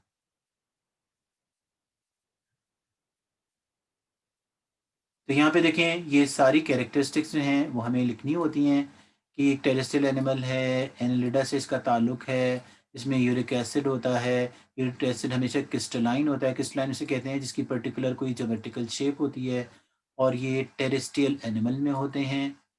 और ये प्रोटीन जब ब्रेक होती है यानी प्रोटीन मेटाबॉलिज्म होती है तब बनते हैं। और उसका फार्मूला C5O3N4H4 है। और जैसे कहते हैं जो एक्सक्रीटरी सिस्टम है उसमें नेफ्रीडिया होते हैं, किसमें? अर्थवॉर्म में। तो ये वो बातें हैं जो हमें याद रखनी चाहिए ताकि क्या हो जाए, ताकि हमें एमसीक्यूज आसानी से सॉल्व करने में आसानी हो। ये देखिए ये वही वाली डायग्राम है जो कलर्ड बनाई गई है, कलर्ड। कलर्ड बनाने का यही मकसद था ताकि अच्छी सी डायग्राम हो।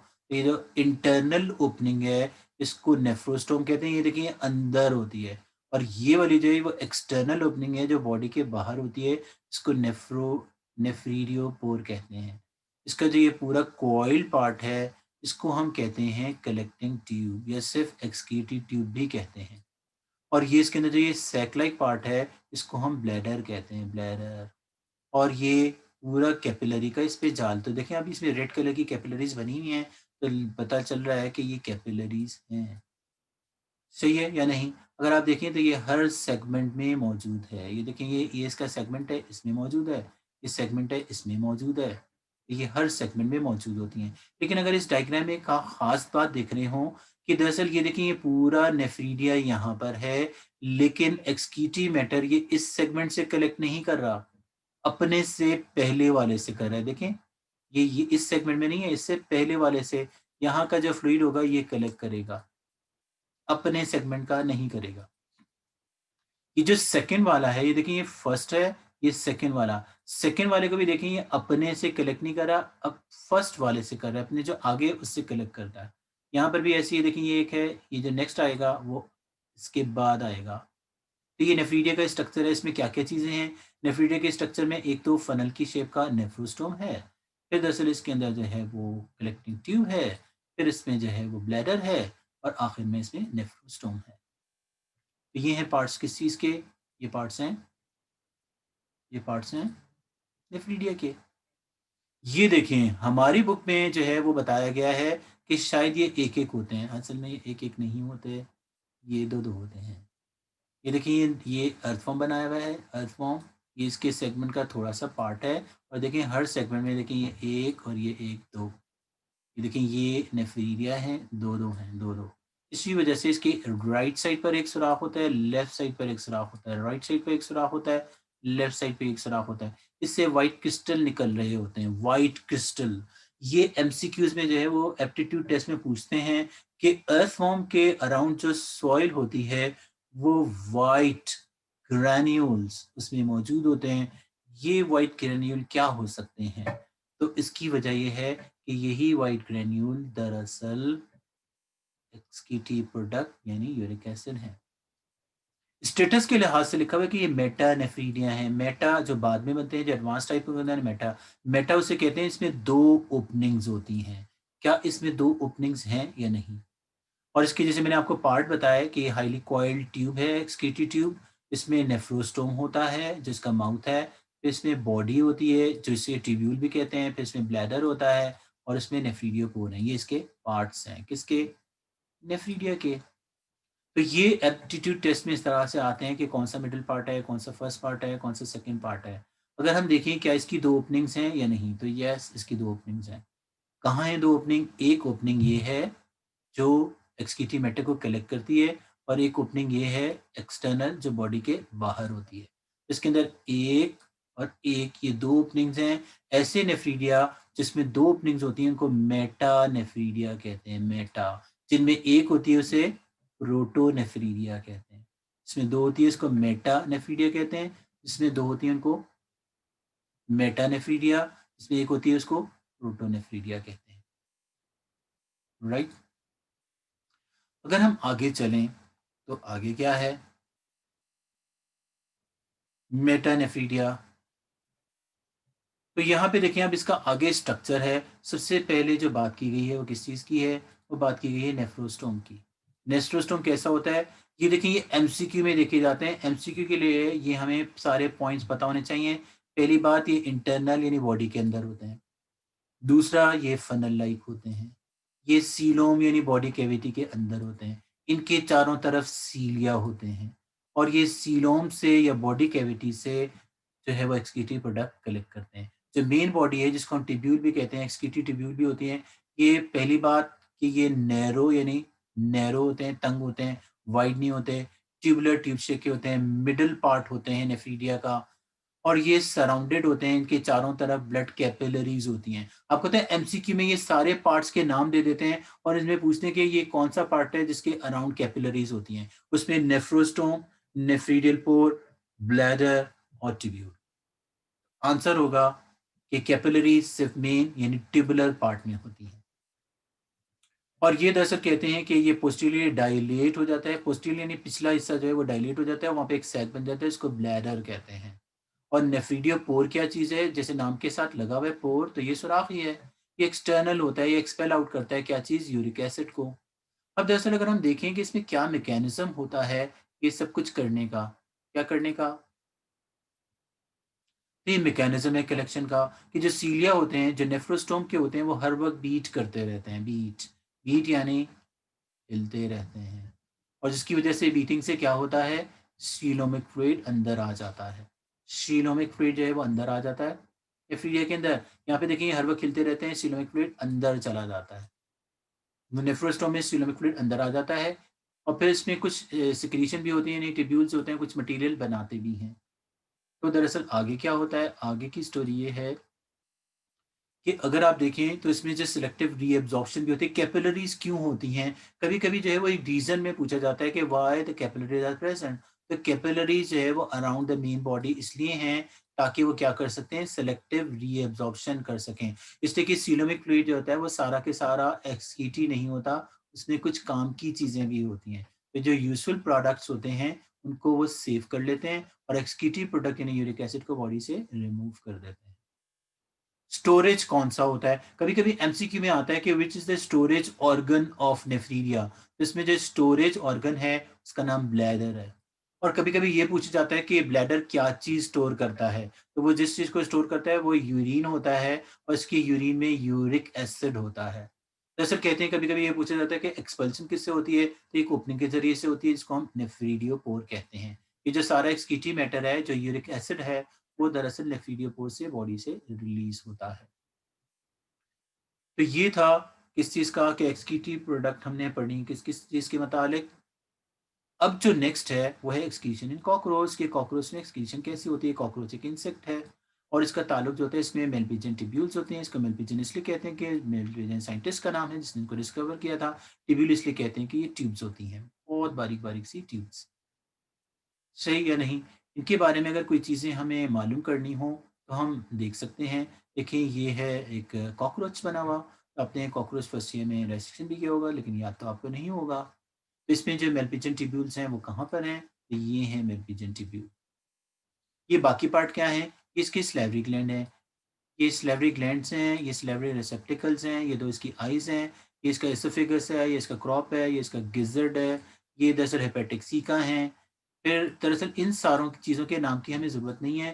कहते हैं कि जो एंटीरियर साइड है, एलिमेंट्री कैनाल की इसको हम कहते हैं फोरगट, दरमियान की जो साइड है इसको कहते हैं मिडगट और जो पिछली साइड है उसको कहते हैं हाइंडगट। ये दरअसल सारा एक्सक्रीटरी मैटर यहाँ से बाहर निकलेगा जिसका नाम एनस है। क्या है? एनस। तो दरअसल कहते हैं कि इसमें एक्सक्रीटरी प्रोडक्ट है क्या, होगा कहाँ, ये हमें पता होना चाहिए। तो इसके लिए दरअसल ये हमें कहते हैं कि ये देखिए ये एक दूसरी ड्राइंग है जो मैं आपको दिखाना चाहता हूँ और वो दूसरी ड्राइंग ये है। ये दरअसल कहते हैं ये एंट है, एंट भी एक इंसेक्ट है। इसमें देखें ये मिडगट है, ये हाइंडगट है, ये यूरिक एसिड इसमें जमा हो रहा है, ये बाकायदा ट्यूब्स बनी हुई हैं। ये ट्यूब्स हैं जिनको मेलपिजन ट्यूब्यूल्स कहते हैं और अगर आप देखें ये भी ब्लाइंड ट्यूब्स हैं, यहाँ से बंद हैं और यहाँ से खुली हुई हैं। यहाँ से ये बंद हैं और ऐसी जो एक जगह से बंद होती है इसको ब्लाइंड ट्यूब्स कहते हैं और ये यहाँ से खुली हुई हैं। सारा यूरिक एसिड ये जमा करते हैं वो यहाँ पर आ जाता है।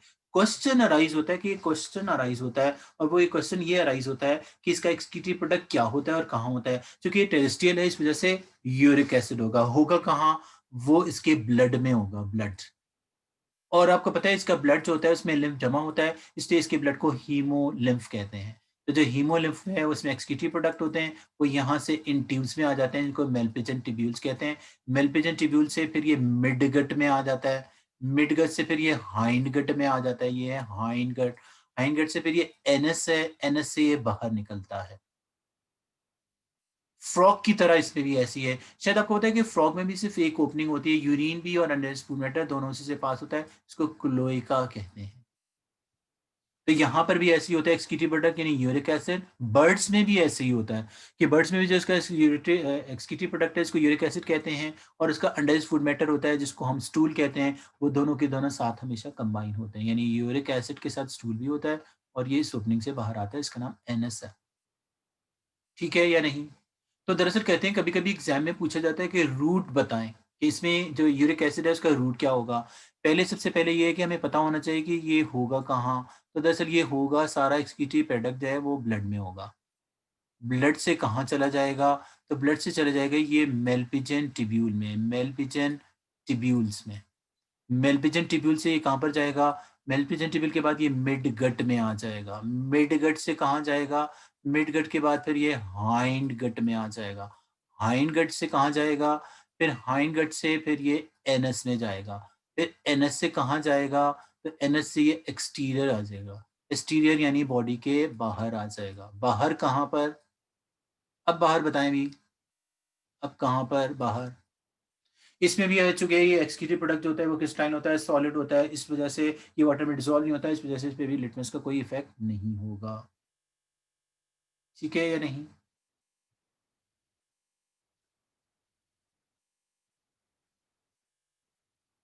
तो ये बात हो रही थी किस चीज़ के मुतालिक? ये बात हम कर रहे थे एक्सक्रीटिव प्रोडक्ट्स के मुतालिक।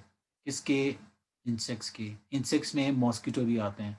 आपको पता है ये सारे पता होने चाहिए। सिर्फ रट्टाफिकेशन जो होती है वो काम नहीं चलता कि आपने रटा हुआ है तो फिर आप वही लिख सकते हैं। ये देखिए ये हनी बी है, हनी बी। हनी बी का एक एक्सक्रीटिव प्रोडक्ट जो है वही यूरिक एसिड और इसमें भी वही मेलपिजन ट्यूब्यूल है। ये देखिए यहाँ पर मेलपिजन ट्यूब्यूल्स मौजूद हैं। ये वो बुक है की डायग्राम है जो हमारी बुक में बनी हुई है। यहाँ पर भी देखें ये स्लाइवरी ग्लैंड है, स्लाइवरी रिसेप्टिकल है, ये इसकी आइज़ हैं, ये इसका क्रॉप है, यहाँ पे लिखा हुआ है, ये देखें स्लाइवरी ग्लैंड लेबल हुआ है, ये हेपेटिक का है, इन सबको लेबल करने की ज़रूरत नहीं है। ये राउंडेड सा स्ट्रक्चर है, इसको गिज़ट कहते हैं जिसका ग्राइंडिंग ऑर्गन है। ये दरमियान वाले हिस्से को फिर हम इसे मिडगट कहते हैं। फिर दरअसल कहते हैं ये वाला पार्ट जो होता है यहाँ पे इसके रिप्रोडक्टिव ऑर्गन्स होते हैं। ये मेलपिजन ट्यूब्यूल्स ये लगी हुई हैं इसमें, ये येलो कलर की होती हैं, 60 टू 70 होती हैं। फिर ये हाइंडगट में आता है। हाइंडगट के बाद ये इन्होंने लेबल नहीं किया कि एनएस से बॉडी से बाहर आता है। NS, ANUS। सही है या नहीं? और ये जो बिल्कुल आपको सेंटर में नज़र आ रहा है ये इसका नर्वस सिस्टम है। ये यहाँ पे इसका ये ब्रेन होता है, ये ब्रेन है और ये स्पाइनल कॉर्ड है। अगर हमें मौका मिला कि हम जो है वो प्रैक्टिकल करवाएँगे, तो प्रैक्टिकल में आप इसका नर्वस सिस्टम देखेंगे, तो ये इसका स्पाइनल कॉर्ड है। या इसको हम स्पाइनल कॉर्ड जिस तरीके से हम ह्यूमन में कहते हैं, इनको हम नर्व कॉर्ड कहते हैं बस। ठीक या नहीं? तो ये बातें लेबलिंग आपको आनी चाहिए किस वजह से? अगर आपको ये लेबलिंग नहीं आएँगी, तो फिर आप कर नहीं पाएँगे, फिर ये होगा। फिर एक्सक्रीशन इन ह्यूमन है। अब दरअसल कहते हैं कि इसको हम जो है वो थोड़ा-सा ओवरव्यू कर लेते हैं कि इसमें क्या है। यहाँ से शुरू हो रहा है। एक्सक्रीशन ग्रासहॉपर की बात करें तो ग्रासहॉपर भी यही होता है, इसमें भी ऐसे ही है। तो यहाँ पे जैसे कि कॉकरोच होता है वो एक इंसेक्ट है, ये टेरेस्ट्रियल होता है, ये लैंड पे रहता है, इसका ताल्लुक फाइलम आर्थ्रोपोडा से होता है। एक्सक्रीटिव मैटर जो है चूँकि ये लैंड पे रहता है इसलिए यूरिक एसिड है और ये यूरिक एसिड हमेशा व्हाइट होता है, सॉलिड होता है, क्रिस्टलाइन होता है, इनसॉल्युबल इन वाटर होता है। देखिए ये कैरेक्टरिस्टिक्स होते हैं वो एमसीक्यू के लिए पूछे जाते हैं। देखिए मैंने डेफिनेशंस ऐसी लिखी हैं कि उसमें सारा कुछ आ जाए, उसका कलर भी आ गया और इस तरीके से इसकी नेचर भी आ गई और वो जो है इसका जो है स्टेट भी आ गई। तो डेफिनेशन ऐसी होती हैं। बॉटनी में जो 1 नंबर की डेफिनेशन होती है वो ऐसी लिखी जाती है। अगर एग्ज़ाम में आए कि एक्सक्रीटि यूरिक एसिड क्या है? बच्चे सिर्फ़ इतना से लिखें this is the excretive product in insect. तो देखिए वो आंसर बच्चा कहता है कि सही नहीं है। आपने मुझे 2 नंबर नहीं दिए। भई क्यों दें आपको 1 नंबर? इसलिए कि दरअसल आपने 1 नंबर का लिखा नहीं है। आपको ये सारी बातें लिखनी चाहिए और एमसीक्यू भी ऐसे ही होता है कि उसमें क्या किया जाता है कि वो सारी बातें हमें लिखनी पड़ती हैं। अगर आप लिखें तो फिर आपको पता होंगी, नहीं होंगे तो नहीं पता होंगी। आगे की स्टोरी को ले जाते हैं जो इसकी में एक्सक्रीटिव ऑर्गन है उसका नाम क्या है? उसका नाम फ्लेम सेल नहीं है, बल्कि इसके ऐसे ऑर्गन को मेलपिजन ट्यूब्यूल्स कहते हैं और ये रिमूव करते हैं नाइट्रोजनस पेस्ट यानी यूरिक एसिड। मेलपिजन ट्यूब्यूल्स के बारे में जो है ये लॉन्ग यानी लंबी होती हैं, थिन यानी दुबली-पतली सी होती हैं, येलो कलर की होती हैं, ब्लाइंड ट्यूब्स होती हैं। ब्लाइंड का मतलब होता है वो एक तरफ से बंद होती हैं। और ये मिडगट और हाइंडगट के दरमियान होती हैं। इनका नंबर जो होता है 60 टू 80 होती हैं ये और ये येलो कलर की होती हैं। ये देखिए ये वो कैरेक्टरिस्टिक्स हैं जो आपको पता होनी चाहिए। देखिए यहाँ पे नंबर हमने अलग से लिखा, कलर अलग से लिखा और यही बात हमने यहाँ पर लिख दी। अगर ये डेफिनिशन पूछी जाए व्हाट आर द मेलपिजन ट्यूब्यूल यहाँ पे इनका नंबर ऐड कर दें तो डेफिनिशन पूरी हो जाएगी यानी 60 टू 80 इन नंबर। प्रेज़ेंट कहाँ पर होती हैं? Between between midgut and hindgut. किस लिए होती हैं? एक्सक्रीशन के लिए। क्या चीज़ एक्सक्रीट करती हैं? एक्सक्रीटिव प्रोडक्ट होता है वो यूरिक एसिड होती है। कहाँ से जमा करती हैं? ये सवाल पूछा जाएगा आपसे। तो दरअसल अगर हम इसमें लोकेशन के लिहाज देखें, ये वही लिखा हुआ है कि लोकेशन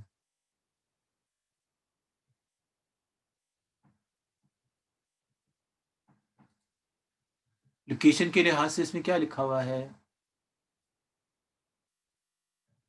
लोकेशन के लिहाज से इसमें यही लिखा हुआ है कि प्रेज़ेंट होती है बिटवीन मिडवे एंड हाइंडगट्स। ये ब्लाइंड होती हैं और ये ब्लड में होती हैं, इसलिए कि सारा एक्सक्रीटरी प्रोडक्ट वहाँ पे जो है हमने अल्फा में पढ़ा था कि सीरमिक फ्लूइड होता है, ये सब कुछ ब्लड में होता है। इसमें दरअसल कहते हैं कि फिर ये एब्ज़ॉर्ब करते हैं क्या चीज़? ब्लड से। तो ये दरअसल कहते हैं फिर ये एलिमेंट्री कैनाल से क्यों गुज़रता है? ये बात रीज़न में पूछते हैं और यही बात एमसीक्यूज़ में पूछते हैं। इसलिए कि दरअसल कहते हैं कि जो कुछ वो कलेक्ट करते हैं वो बेकार नहीं होते, इसमें बहुत सारी काम की चीज़ें भी होती हैं। तो उनको रीअब्ज़ॉर्ब कर लेती है गट। इसलिए कि गट में जो लास्ट पार्ट है उसका नाम रेक्टम है। रेक्टम हमारा भी रीअब्ज़ॉर्प्शन करता है वाटर और सॉल्ट को, इसका भी रेक्टम वाटर और सॉल्ट को रीअब्ज़ॉर्ब ही करता है। और जो बाकी जो एक्सक्रीटरी प्रोडक्ट होता है वो जो है वो गट में जाके सेव हो जाता है और फिर रिमूव हो जाता है ड्राई शक्ल में यूरिक एसिड की बॉडी से बाहर आ जाता है किसके एनएस के थ्रू। और इसमें दरअसल कहते हैं कि वाटर बैलेंस भी मेंटेन हो जाता है, इसलिए इसको कहते हैं कि ये होम्योस्टेसिस का या ऑस्मो रेगुलेशन का काम भी करता है। कौन? मेल्पिजेंटिब्यूल्स। तो ये था हमारा आज का लेक्चर जो 1 घंटा और 22 मिनट में मुकम्मल हुआ। 1 आवर एंड 22 मिनट्स। और उसमें हमने क्या ओवरव्यू किया था? अगर आपने देखा हो कि जो छोटी-सी बात थी, वो ये थी जो स्टार्टिंग में दी गई है। और स्टार्टिंग में देखिए यहाँ पे ये मैंने एक और डायग्राम है, जो इसलिए ली गई है कि ये देखें अर्थ फॉर्म में मुझे ये बताना था कि हर सेगमेंट में 1 नहीं 2-2 होते हैं। देखिए यहाँ पे ये एक ये भी है और एक ये भी है, हर सेगमेंट में ये दोनों हैं। और ये बात कि दरअसल ये हमेशा एक्सक्रीटरी प्रोडक्ट अपने से 1 अहेड से जमा करते हैं। ये यानी ये देखें इसका नेफ्रोस्टोम आगे, इसका नेफ्रोस्टोम आगे, ये हमेशा अगले वाले से और ब्लड कैपिलरीज़ भी इसमें होती हैं। तो इसमें जो है अगर इस पूरी लेक्चर का अगर हमने शॉर्ट देखना हो कि इसमें शॉर्ट क्या था, वो शॉर्ट इसमें ही लिखा हुआ था सबसे स्टार्ट में। और वो शॉर्ट क्या चीज़ थी यानी इसकी समरी, और समरी ये थी कि इनवर्टिब्रेट एनिमल में जो एक्सक्रीटरी प्रोडक्ट होते हैं वो क्या होते हैं, एक्सक्रीटरी ऑर्गन जो हैं वो क्या हैं। जैसे ये देखिए दोनों एक्वेटिक हैं, इस वजह से इन दोनों का जो एक्सक्रीटरी प्रोडक्ट है वो यूरिया है। इसमें कोई स्ट्रक्चर नहीं होता, इसमें फ्लेम सेल होते हैं और ये एक्सक्रीटरी पोर से बॉडी से निकालते हैं और ये बॉडी सरफेस से रिमूव कर देते हैं। अर्थवॉर्म और ये दोनों टेरेस्ट्रियल हैं, इसलिए दोनों का यूरिक एसिड एक्सक्रीटरी प्रोडक्ट है और इसके लिए नेफ्रीडिया होते हैं और इसके लिए मेल्पिजन ट्यूब्यूल्स होता है। ये प्रोटोनेफ्रीडिया होते हैं, ये मेटानेफ्रीडिया होते हैं। प्रोटो वो होते हैं इसमें एक ओपनिंग होती है, मेटा वो होते हैं इसमें 2-2 ओपनिंग्स होती हैं। तो अगर हम फ्लेम सेल का स्ट्रक्चर देखें, तो फ्लेम सेल्स में जो होते हैं, जो सीलिया होते हैं, फ्लिकर करते रहते हैं और एक्सक्रीटरी प्रोडक्ट को जमा करते हैं, फिर ट्यूब्यूल्स में डाल देते हैं। ट्यूब्यूल्स से वो एक्सक्रीटरी पोर में आते हैं, एक्सक्रीटरी पोर से बॉडी से बाहर चले जाते हैं। क्या इसका एक्सक्रीटरी प्रोडक्ट होता है? उसका एक्सक्रीटरी प्रोडक्ट जो होता है, वो अमोनियम हाइड्रॉक्साइड होता है, यानी डिसॉल्व फॉर्म ऑफ अमोनिया होती है। हाइड्रा में क्या होता है? हाइड्रा में भी दरअसल अमोनियम हाइड्रॉक्साइड होती है, वो डायरेक्टली स्किन से डिफ्यूज़ आउट हो जाती है। अर्थवर्म में क्या होता है? अर्थवर्म में नेफ्रीडिया होते हैं। नेफ्रीडिया में बाकायदा एक स्ट्रक्चर है, जो हर सेगमेंट में 2 होते हैं और दरअसल इसमें जो एवरेज सेगमेंट है, वो 120 होते हैं आमतौर पे अर्थवर्म में, लेकिन ये बात हमारी बुक में लिखी हुई नहीं है। तो अगर ये बात नहीं भी आप याद करेंगे, तो कोई ये मैटर नहीं करती। जो नेफ्रीडिया है वो मेटानेफ्रीडिया होता है, इसलिए कि इसमें 2 ओपनिंग्स होती हैं। इसमें एक इंटरनल ओपनिंग होती है, इसको नेफ्रोस्टोम कहते हैं, जो फनल लाइक होती है, जिसमें सीलिया होते हैं। फिर इसके अंदर कॉइल पार्ट आ जाता है, जिसको ट्यूब्यूल कहते हैं। ट्यूब्यूल में जो होते हैं कैपिलरीज़ होते हैं इसकी चारों तरफ, और ये कैपिलरीज़ क्या करती हैं? कैपिलरीज़ जो होती हैं वो वाटर को एब्ज़ॉर्ब या जो यूज़फुल प्रोडक्ट्स होती हैं, उनको एब्ज़ॉर्ब कर लेती हैं। जो एक्सक्रीटरी प्रोडक्ट होता है वो यूरिक एसिड होता है, वो ब्लैडर में कलेक्ट हो जाता है और नेफ्रीडिया पोर से बॉडी से रिलीज़ हो जाता है। जो कॉकरोचेस हैं उसके लिए जो है मेल्पिजियन ट्यूब्यूल्स होती हैं, 60 टू 80 होती हैं, ये येलो कलर की होती हैं, ये मिड और हाइंड गट के जंक्शन पर होती हैं, ये ब्लड से एक्सक्रीटरी प्रोडक्ट यानी यूरिक एसिड कलेक्ट करती हैं। जो भी एक्सक्रीटरी प्रोडक्ट कलेक्ट होते हैं इसके अलावा सॉल्ट और वाटर भी आ जाता है, इसलिए कि वो सारा के सारा रेक्टम में आके यानी उसके हाइंड गट में आके वो जो यूज़फुल प्रोडक्ट्स होते हैं वो एब्ज़ॉर्ब हो जाते हैं और एनएस के ज़रिए जो अनवांटेड प्रोडक्ट यानी यूरिक एसिड होता है, जो व्हाइट क्रिस्टलाइन सॉल्ट की शक्ल में होता है, वो बॉडी से रिलीज़ हो जाता है। इस तरह से इनवर्टिब्रेट एनिमल में एक्सक्रीशन हो जाती है। उम्मीद है आपको आज का लेक्चर समझ आया होगा। तो ये जो हम नेक्स्ट लेक्चर है वो कब रखेंगे? तो नेक्स्ट लेक्चर जो है वो अभी फ़िलहाल कल नहीं होगा, तो जब भी कोई डेट होगी, लेकिन उसके लिए टाइम हमेशा फ़िक्स होगा कि हमारा लेक्चर हमेशा 12 पर ही हुआ करेगा। जब भी होगा 12 पर ही होगा। तो 12 पर, लेकिन कल नहीं होगा तो शायद इंशाल्लाह परसों जो है कोशिश करेंगे कि परसों जो है वो लेक्चर रख लें, ताकि फिर आप समझ आ जाए। उम्मीद है आपको समझ आ गया होगा। तो So thanks for joining us, and this is all for today. Thank you, sir. Thank you, sir.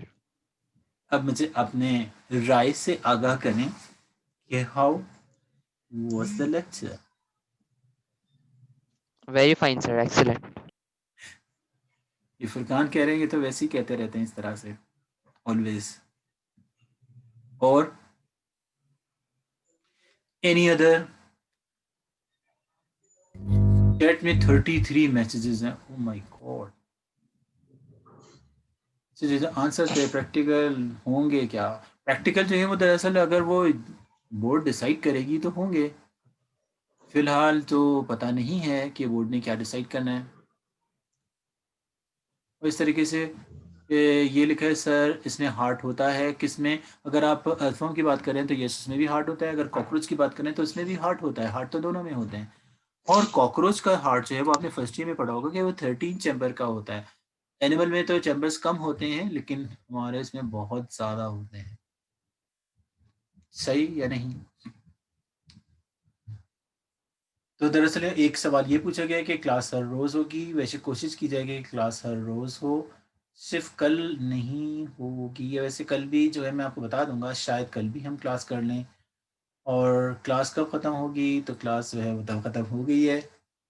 और ये किसने जवाब दिया है? नॉन सॉल्युबल और ब्लू और अमोनिया और वाटर. ये जो आपने रिएक्शन लिखे है कि अमोनिया और वाटर का होता है तो अमोनियम हाइड्रोक्साइड बनता है, इससे हाइड्रोजन रिलीज नहीं होती. सॉरी. और यहाँ पे लिवर फ्लू की स्पेलिंग सही नहीं लिखे हुए हैं. ट्रिप्लोप्लास्टिक की स्पेलिंग भी सही नहीं लिखे हुए हैं. और सर एमकेट में एमसीक्यू के ऑप्शन होते हैं. यस एमसीक्यू के तो ऑप्शन होते हैं. एमसीक्यू कहती है इसी मल्टीपल चॉइस क्वेश्चन. लेकिन आपको पता है कि जो दरअसल हमायूं ने ये सवाल किया था, जिस दरअसल आपको ये भी पता होना चाहिए कि उसमें बीसीक्यू भी होते हैं, बेस्ट चॉइस क्वेश्चन. इसका मतलब होता है एक से ज़्यादा आंसर भी सही होते हैं. ये एक और ने कहा कि मुझे भी नहीं आ रही और वो हुमायूं सईद हैं, लेकिन बाकी के लेक्चर आई डोंट नो उन्होंने सुना है या नहीं. और हमजा अजीज़ ने सेल मेम्ब्रेन का आंसर दिया. और डिप्लोब्लास्टिक और अब क्लास हर रोज़ होगी, ये भी वही सवाल है इसका मैंने आपको जवाब दिया.